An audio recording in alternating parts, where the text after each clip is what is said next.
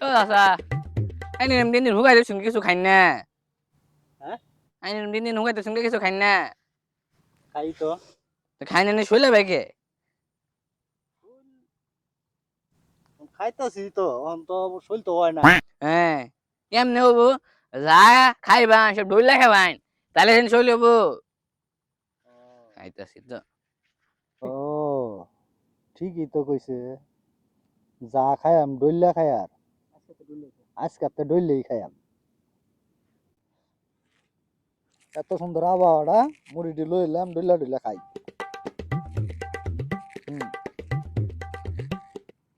দিনে দুপুরে কি করতেছে